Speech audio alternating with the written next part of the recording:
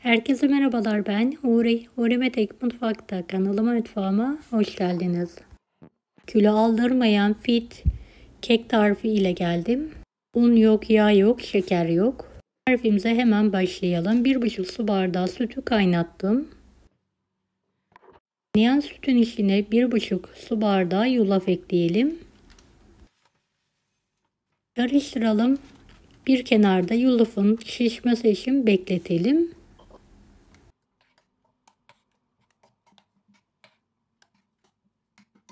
İki adet olgunlaşmış muz veya elma da kullanabilirsiniz. 2 adet tam yumurta. Blenderla pürüzsüz olana kadar çekelim.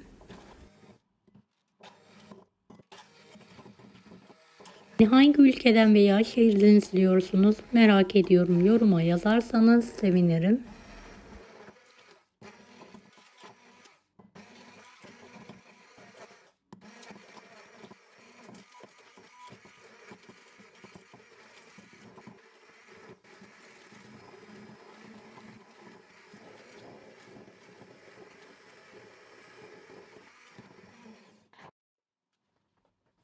Yemek kaşığı kakao, 1 çay kaşığı kadar da kabartma tozu ekleyelim. Karıştıralım.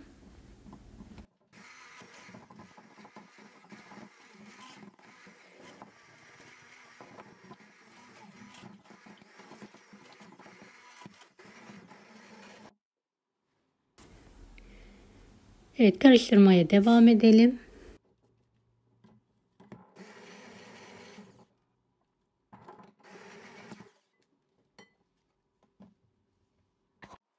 Hazırladığımız yulaflı sütü de ekleyelim.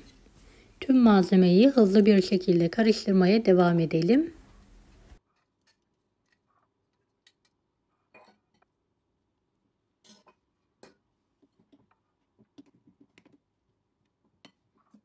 Bir kalıbın içine alalım.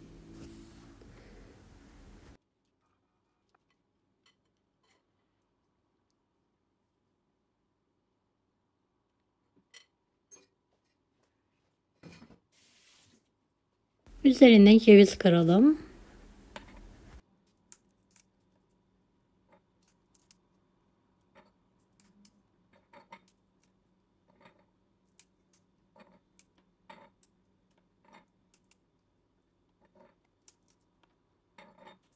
...180 dereceli fanlı fırında yaklaşık 15-20 dakika pişirelim.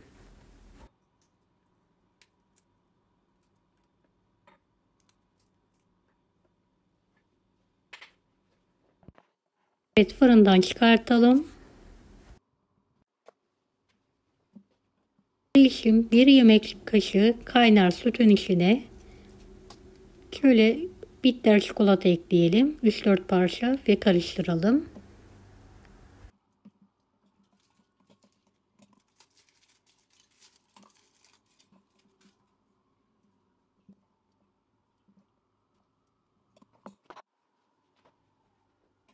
Tuttuğumuz keki servis tabağına alalım.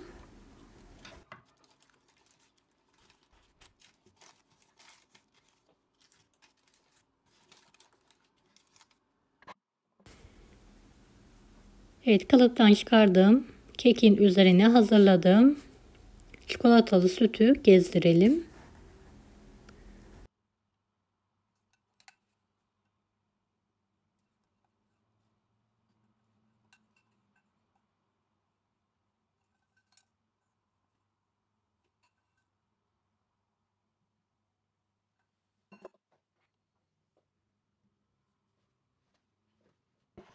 İster soğuk isterseniz ılık olarak servis edebilirsiniz.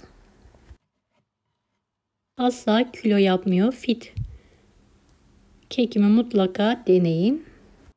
Deneyecek olan herkese şimdiden kolaylıklar dilerim. Kanalıma ücretsiz abone olmayı unutmayın. Bir dahaki videolarda görüşmek üzere. Allah'a emanet olun. Hoşça kalın.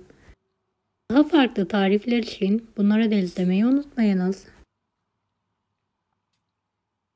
Kolay gelsin herkese.